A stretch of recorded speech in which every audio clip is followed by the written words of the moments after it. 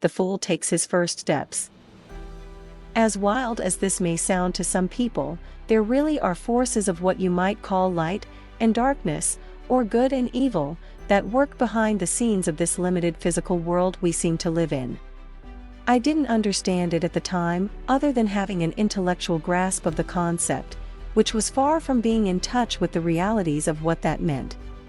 Unbeknownst to me, they knew my every move.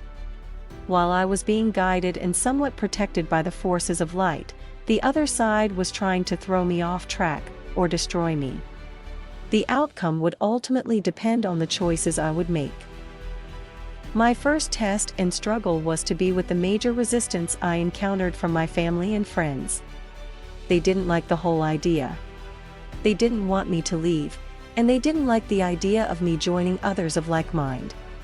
Generally, people would rather keep you with them in the hole they're in, rather than let you get out and offer a helping hand to help them out of the hole.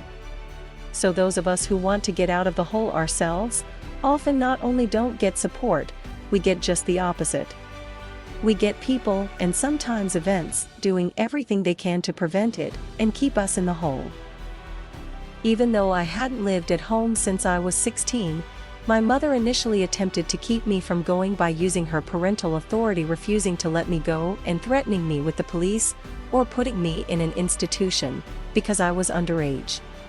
Then when she realized that wouldn't work, she pulled one of the oldest mother tricks in the book, the famous "I'm sick, you can't leave me now" routine.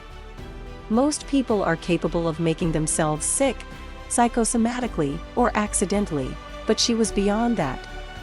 She had been studying hypnosis, the power of the mind and such, for as long as I could remember. So she made herself sick. And while it was nothing serious at all, it was a somewhat painful temporary illness, an outbreak of sores that was more painful if she didn't stay in bed. So she was using that, along with saying I was being selfish for leaving, as a guilt trip in an attempt to manipulate my life and free will choices. But she had already kicked me out of the house a year prior, because of her jealousy towards my girlfriend. So I wasn't living with her anyway, and there were dozens of other relatives looking after her. But even if it were more serious, I would have still had to leave. I found out why later. I was internally compelled to go, regardless of any obstacles, let alone ones she was deliberately creating to manipulate me and keep me there. My internal drive and feelings were so strong, I felt like I would die if I didn't change my life, which was probably true. There was truly no choice. For those of you who might feel sorry for my mother, ask yourself if she was serving the light, or just herself and subsequently the dark. Then there were my so-called friends, who turned out to be fair-weather friends, as most turn out to be one day when the chips are down. Most of them never liked my spiritual pursuits, and my new goal was the worst as far as they were concerned. All but one tried to talk me out of it. They told me I was crazy to go, crazy to give up everything, and like my mother, they tried to make me feel guilty about abandoning them. They didn't want to get out of the hole they were in, and I did. And they wanted me to stay in mine. I didn't know it at the time, but my old friends, without knowing it, were also being unconscious pawns of the dark side. But considering my momentum and strong desire, they could not avert me from my goal either. The urge to go felt almost biological, like a salmon needing to swim upstream to return to its spawning ground. My friend John was the only person I knew who didn't try to talk me out of going. While he wasn't really supportive, he wasn't resistive either. He said, "You gotta do what you gotta do."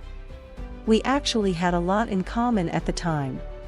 He and I were always able to have spiritual conversations, and agreed on many things, unless they threatened his life choices. As we said our goodbyes and talked about life, he felt more and more like joining me. All of a sudden, he decided to go for it. But when he called his girlfriend and told her about his decision, she gave him some news that stopped him dead in his tracks. She said she was pregnant. And it wasn't the usual accidental story. She admitted she had deliberately stopped using birth control, which John had assumed she was still using, because she loved him so much and wanted to have his baby. Whether it was true at the time or not, she deliberately got pregnant in a scheme to entrap him. She knew he was the kind of guy who would do the honorable thing and marry her. And he did. But what is the honorable thing when you have been deliberately entrapped so dishonorably? It's one thing to take responsibility for an unexpected, but legitimate event, but quite another to play victim to such a treacherous scheme. A family that starts with that kind of severe and serious deception can only end badly, which it did. The dark side at work again, only against him this time. I advised him against it, but he insisted on doing the right thing anyway. I saw John again many years later. He and his wife had an ugly divorce after having 2 children. He was miserable, and had become an alcoholic with numerous DUIs. John had irrevocably missed a significant fork in his path that I now know would have changed his life, and those of others, for the good. For me, it was back to the road, alone, and with a new sadness. Author's note: everyone who starts on a true spiritual path encounters multiple obstacles and attempts to derail them. It just happens in different ways for each individual. Keep this in mind if you are taking your first steps. It can happen in so many ways. A great new job offer, an old lover you'd never gotten over finally calls to say they want to get back together, your car breaks down, you name it, it can happen. People may also twist things. You may be told you are being selfish by making your spiritual pursuits a priority, when the fact is, you are actually starting a path towards becoming unselfish for the first time in your life. Anything that can possibly deter you from what you really want to do, and the goals you've set for yourself, may come up. Home at last. To make a very long story very short, I headed to Tibet using any means that would get me there, from hitchhiking to freighters to camels, a story in and of itself. When I got to the outskirts of Tibet, guides associated with our order snuck me across the border and led me to the monastery. Communist China had already invaded, and troops had to be avoided at all costs.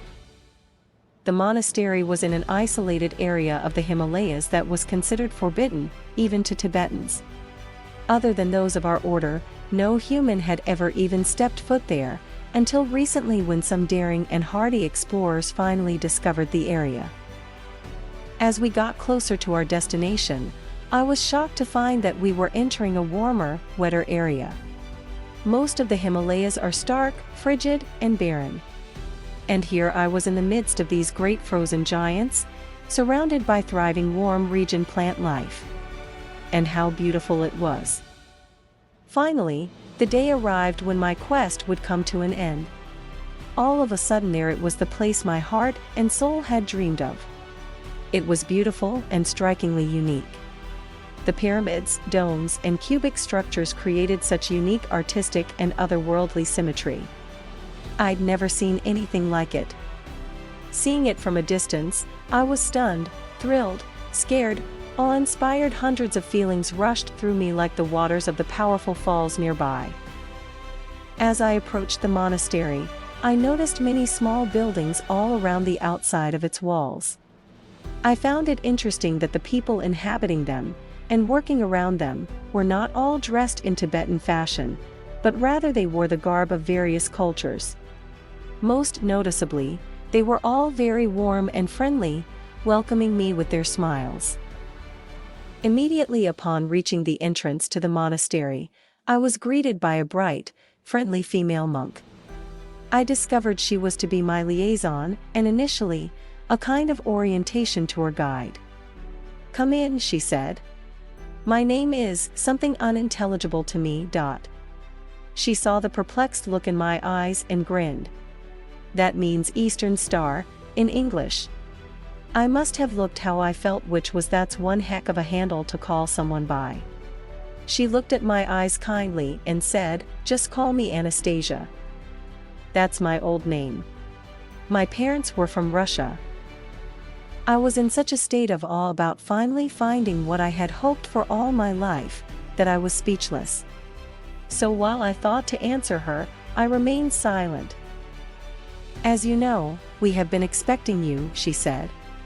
"I'll show you around, and initially answer any questions you might have." Questions, I thought to myself.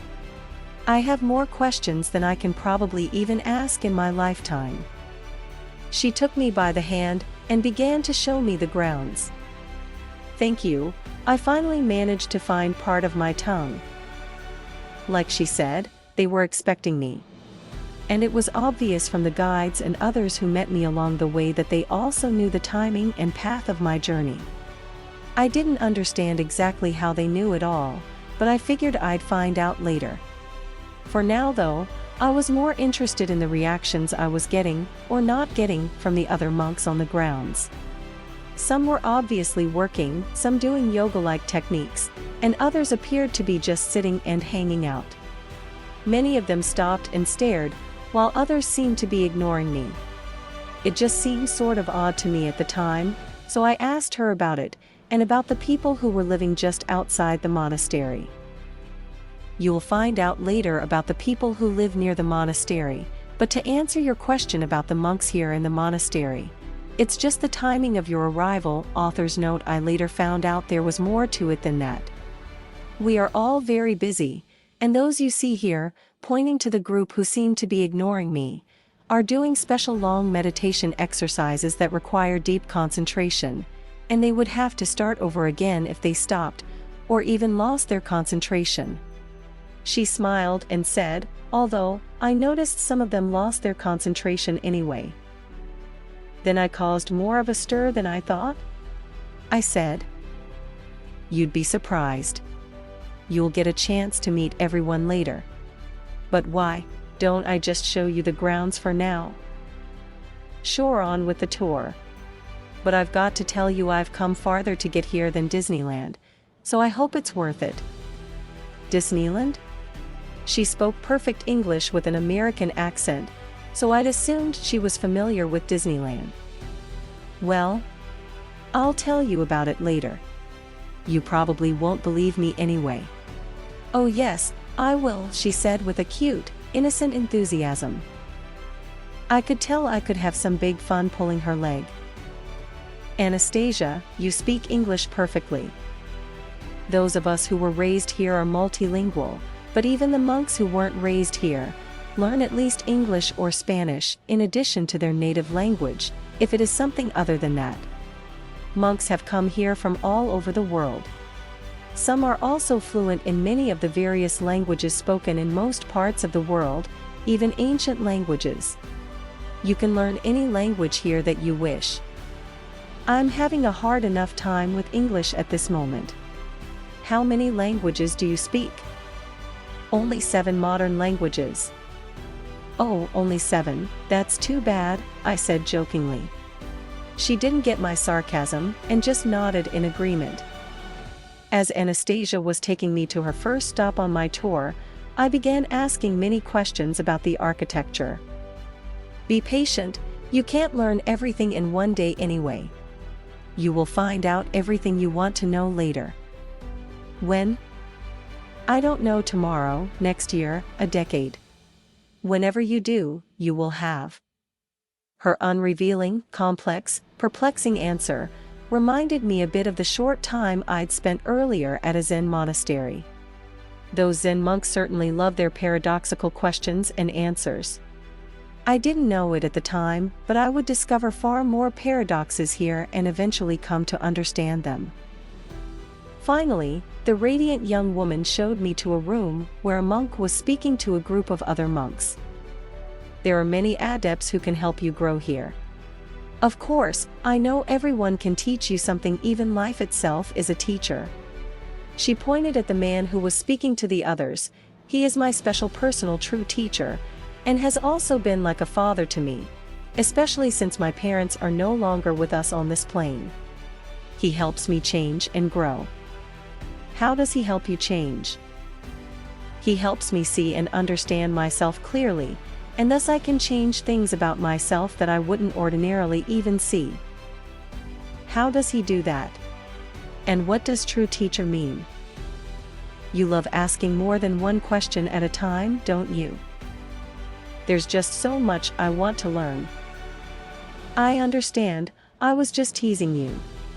I should probably answer your second question first. The adept or initiate monks, like him, are also what we call true teachers. That's because they have transcended their own selfishness and self-centeredness, and achieved what we call universal consciousness. Many different spiritual traditions have their own name for achieving that. Some call it achieving Satori, some nirvana, some illumination, and some, like us, refer to it as enlightenment or initiation. But whatever you call it, it is a transformation that creates a total change in their viewpoint and way of life. That brings us to your first question.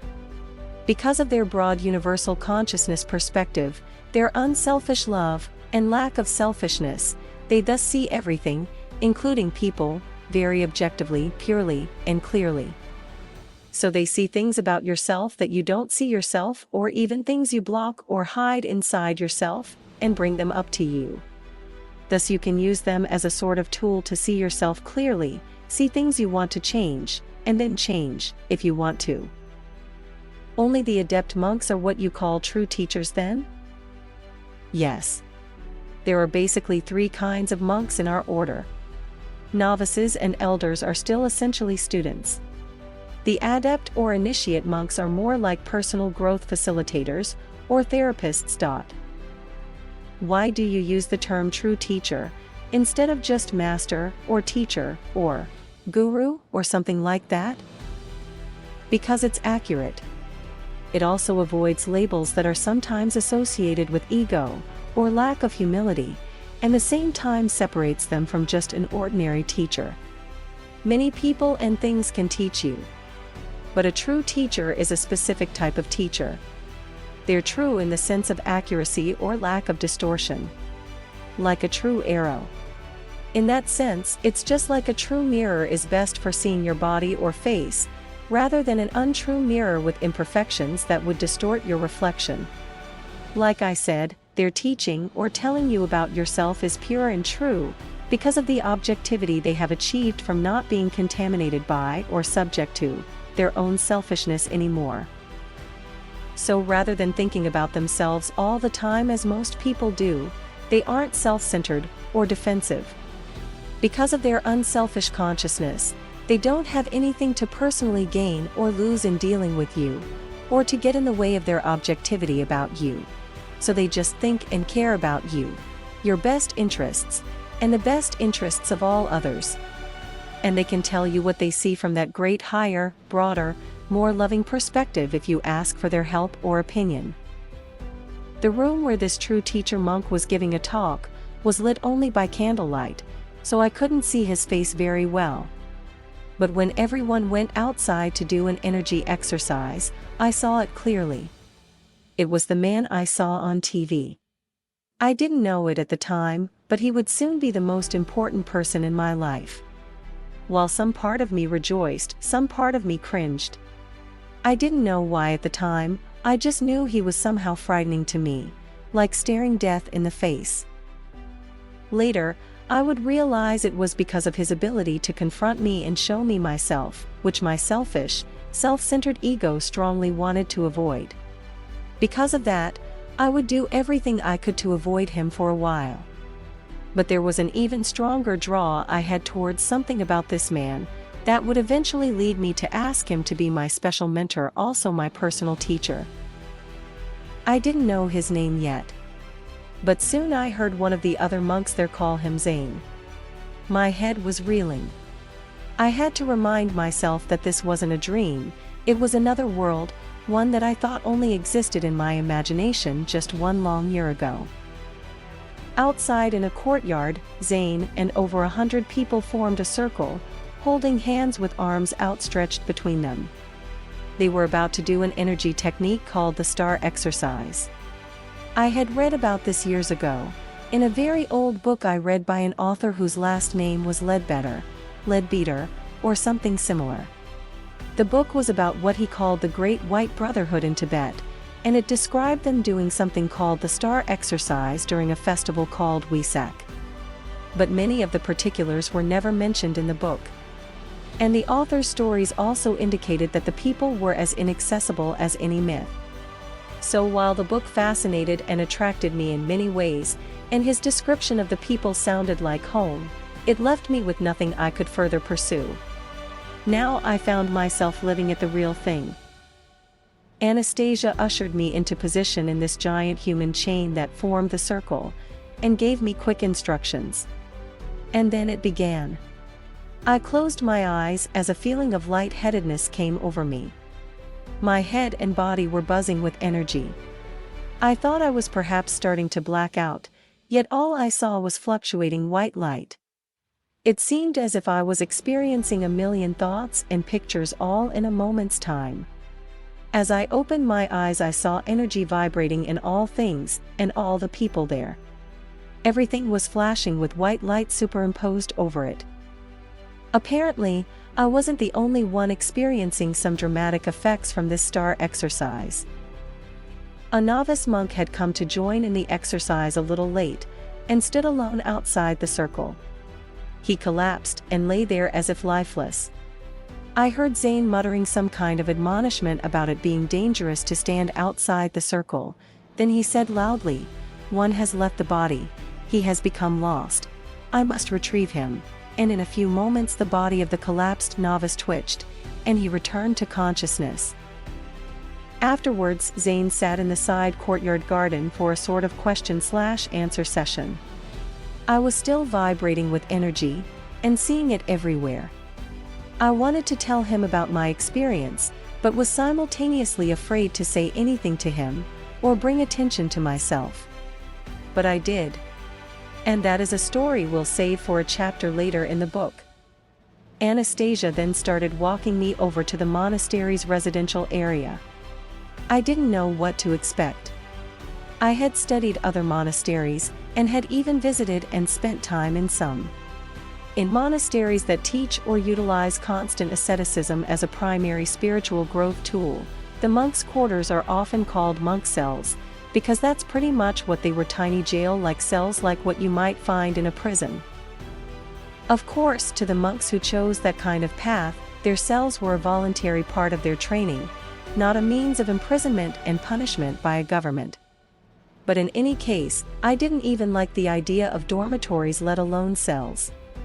I would later learn to drop such personal preferences in favor of adapting and flowing, but I wasn't there yet. On our way over, I asked Anastasia about the living situation, with nervous, introverted concern. "So what do you have here, monk cells, or dormitories?" Except for temporary aspects of a monk's training, learning self-discipline, and special transcension training, which I was about to come face to face with, our way of life is quite moderate, and even luxurious by many standards, especially by other monastic standards, at least as a general rule. "That's nice to hear, but you didn't exactly answer my question. I especially don't like dormitories." "Well, they are and they aren't. You'll see." When we finally arrived at the monks' residential area, I was quite relieved by what I saw, although it was naturally odd, like most everything else around here. "These are the private sleeping, living, and meditation areas," she said. I expressed my relief to Anastasia. I have to admit this is far nicer than what I was expecting. Yet it is rather bizarre. I was surprised to find an odd honeycomb of private rooms. And while the quarters Anastasia was showing me were far smaller than the monks' quarters of many other orders, oddly enough they were very cozy and comfortable. In fact, there was no comparison to the dark, dank, cold harshness of the traditional monk cell. They were beautifully decorated, had curtains, pillows and mats, sheets and quilts, little combination shelf/altar/storage areas, incense burners, candles, even lights. But they were tiny. "They're pretty tiny rooms, Anastasia." "That's true. But they're tall enough to sit up, read, and meditate in, and long and wide enough to lay down in. They serve as both our personal quarters and places for our solitary meditations." "Even for someone my size?" Sure, and actually they are quite comfortable and cozy. In fact, we call them wombs instead of rooms because they're so cozy, they're kind of like a womb. Cute. The wombs were an ingenious architectural design and concept. They were much like honeycombs. Their efficient design would allow many of them to fit into what would be a normal-sized bedroom for someone in the US. But more importantly, they were modularly designed so if you had a mate or family, wombs could be instantly connected and expanded as needed. And as it turned out, they were extremely cozy and comfortable, and I never found them lacking as either living quarters or meditation chambers. But I was in for another surprise. So which one of these is mine? I asked. Novices don't get one right away. I later found out that was just to put novices through tests and changes that created personal growth. Then where do I sleep? I said with a bit of surprise and stress. See that pile of mats over there? When you are through for the day, just go get one and find any place you can to lay it down. My stress just jumped up a notch. But I immediately got a grip on myself. What the heck? After what I'd lived through, even that would be a luxury. What I didn't know at the time is there was a deliberate shortage of mats, and it was first come first serve. I made that surprise discovery that night, when I couldn't find any more mats. Okay, now I was an unhappy camper. But in time, I learned it was all part of a series of tests and growth techniques that everyone like myself went through on this path, and the rewards were far greater than the sacrifices. Note, I eventually got a 5-unit womb with a view. After the wombs, she brought me to the library. I was astonished. It was vast, the largest building I had yet seen. This is our library. Where do I get a card? I asked. She looked at me quizzically. I don't think we have any cards, but we have many, many other things to read. She wasn't kidding. And she also wasn't kidding about many other things to read.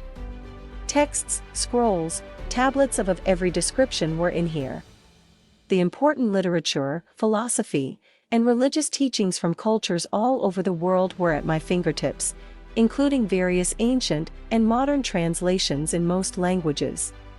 There were even texts about cultures that had no written language. I felt I could spend the rest of my life just in here. No, I could spend lifetimes. Where did all this come from?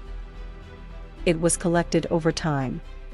We also have original text from most religious teachings, including the biblical, in their original handwriting. I was in heaven. She had to drag me out of there to continue our tour. Anastasia eventually took me to a relatively small meditation room, compared to the hall I had seen earlier. This is where elder monks teach classes for novice monks.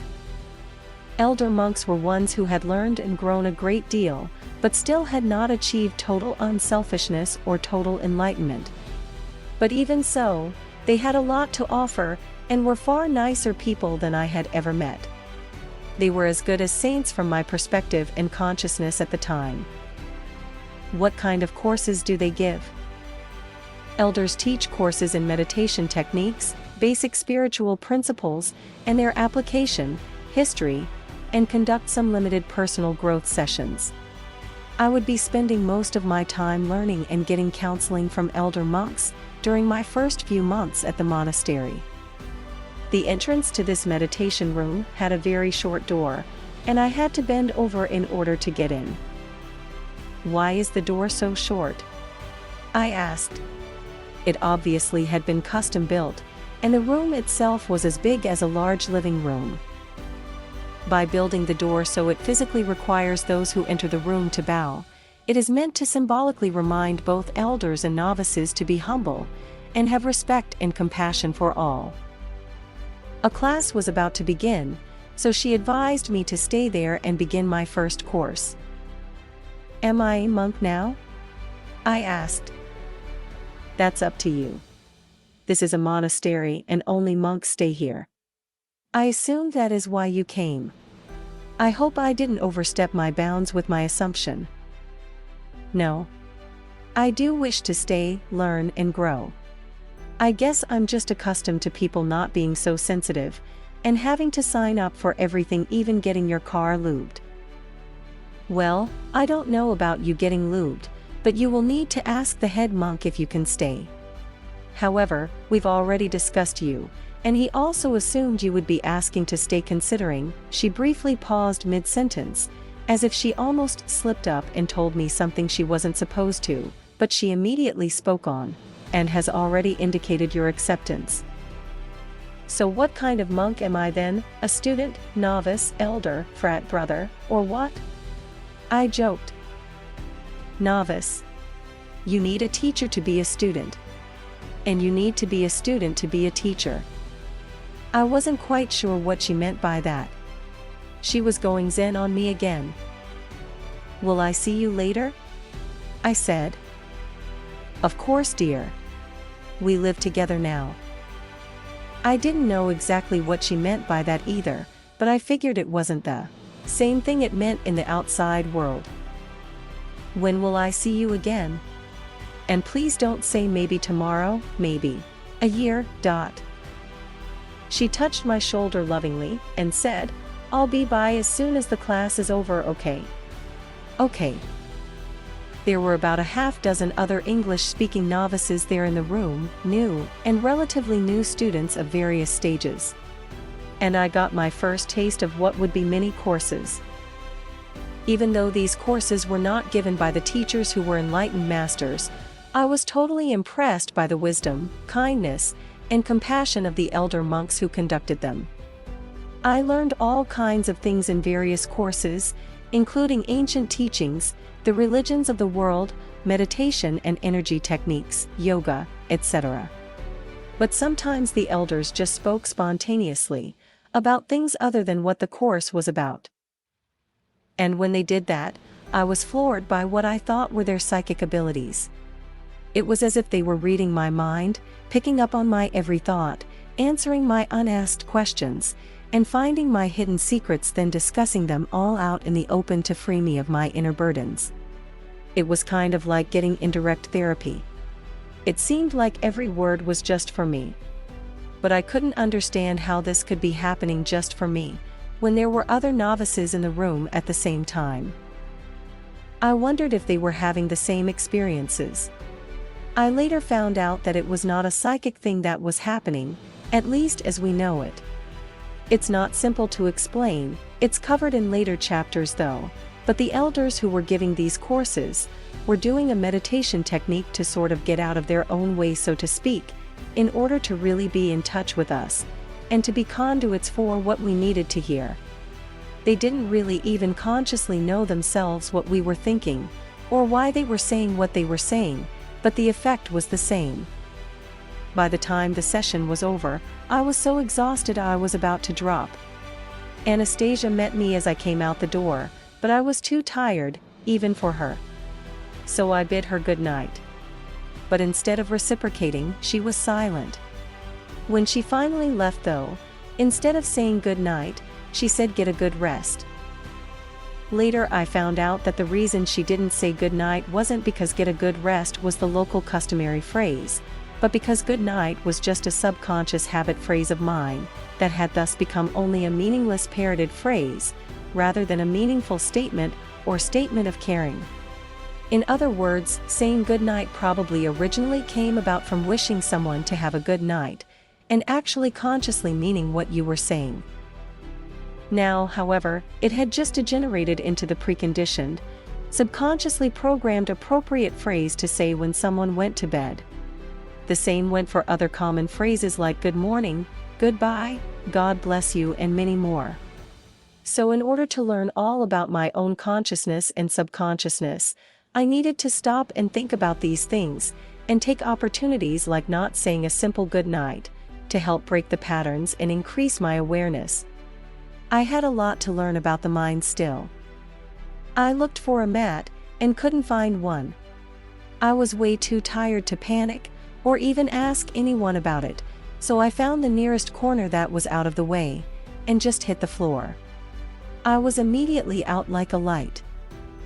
The next morning, I was awakened by Anastasia with a cheery smile and a cup of tea. I was still wiped out, and groggily sat up.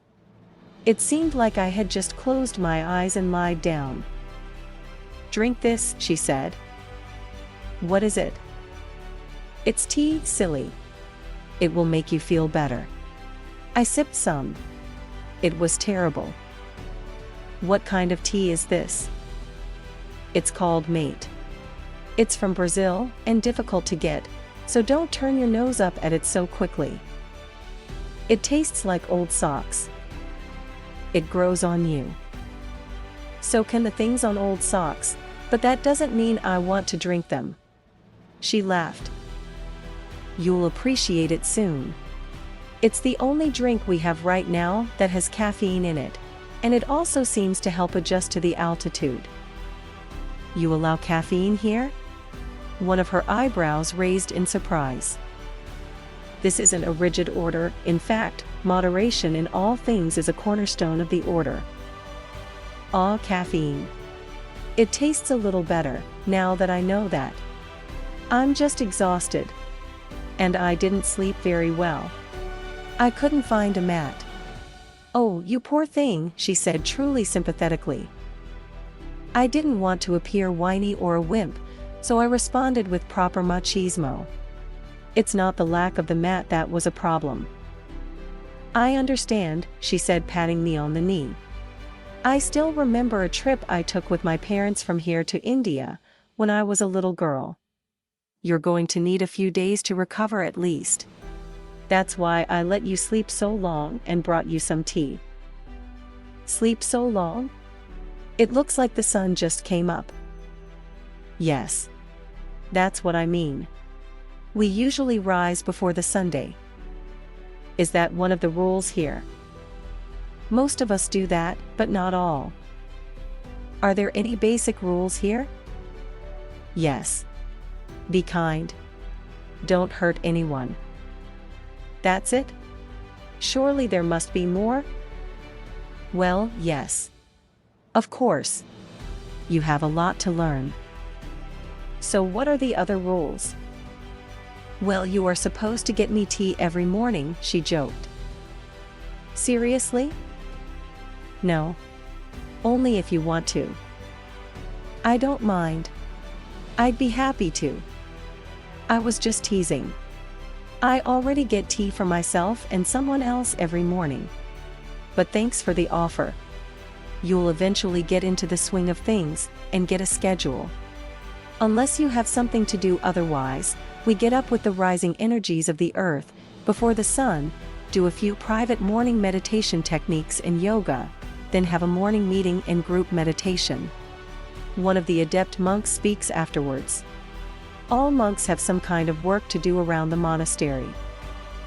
And you'll have various meditations to learn and master, that you'll be practicing at different times during the day.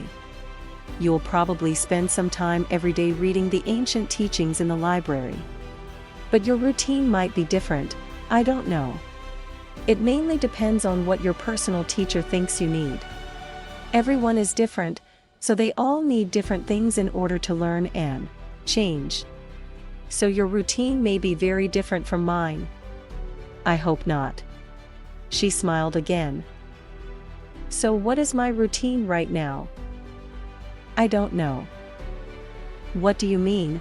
I thought you were going to get me in the groove of things here." "Only to an extent. The rest, like I said, will be up to your personal teacher." "Okay, so who's my teacher?" "I don't know." "You don't know?"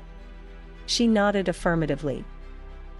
This was getting a little ridiculous. It was starting to remind me of trying to get a straight answer out of a Zen master I had back home. So I tried to come at it from a different angle. But before I could, she spoke again. "Only you can decide who your personal teacher will be, and ask them to be your teacher, if you want to." "Well, will you be?" She laughed and said, "I'm hardly qualified to be your teacher. But thank you anyway, I am honored, that was real sweet of you to ask." I already told you who my personal teacher is, and I can tell you what my basic schedule is. Would that help?" She smiled. "Anything would be welcomed, Anastasia. Are you a nun, elder?" "A nun? Well, we are all the same here, so whether male or female, you could call us all monks or all nuns or all whatever. They're just words. Titles and ranks for a position don't matter. It doesn't really matter what you call anyone, it's what you are that counts, don't you think? Sometimes the labels help keep some things more organized in our silly little brains, but sometimes it can create false or unfair divisions, and false worship where none is warranted. I guess I might be called a nun in certain orders, except I'm not fully celibate, which sometimes being a nun requires. So generally, we all consider ourselves just monks or students or teachers, depending on our capabilities and consciousness." Wait, back up a second. Fully celibate? It seems like you either are or you aren't. I'll explain some other time. Anyway, some of us do call the adept female monks mothers, however. But it's because they kind of become like universal mothers when they are enlightened. It's more of a term of endearment than a title. Like I said, titles are really unimportant. You could call them sister or chum for all they care. In the next few weeks I developed quite a crush on Anastasia. I had never had a woman feel so loving toward me, and because of what I was accustomed to, as far as male/female relationships go, I thought that her affection meant that she liked me in a romantic sense also. I wasn't used to being loved so dearly, without it meaning that she wanted to be with me. I didn't understand pure real love yet. And I didn't have the consciousness to respond to her without selfish possessiveness. So it came as quite a shock and disappointment to me when I found out that she was not interested in me in that way. It turned out that she actually already had a mate that she had a very good and close relationship with. She was just a loving, caring person, just a loving, caring person. I said it as if it were common. Women who are truly spiritual, kind and caring, typically have quite a problem with men thinking about them the way I did with Anastasia.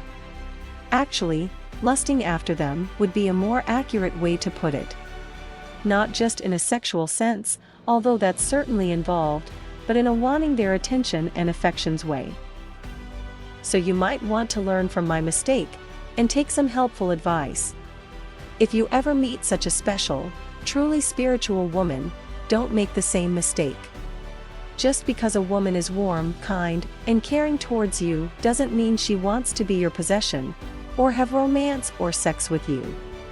This goes for all women, but it is especially true for women of advanced spiritual development. Just take the love you get. It's wonderful to even ever receive such love, and don't try to possess it for yourself alone, or make that woman the center of your life. That's a role only God can fulfill.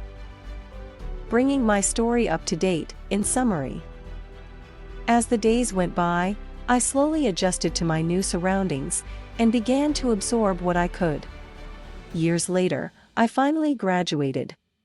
Now, as was prophesied within our order centuries ago, this book was written to present the essential ancient teachings to the public, in an unadulterated, clear, easily understandable fashion.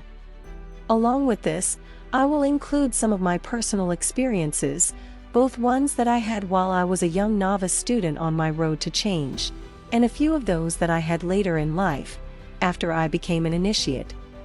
That way you can get a little glimpse of things from both sides, the teachers and the students.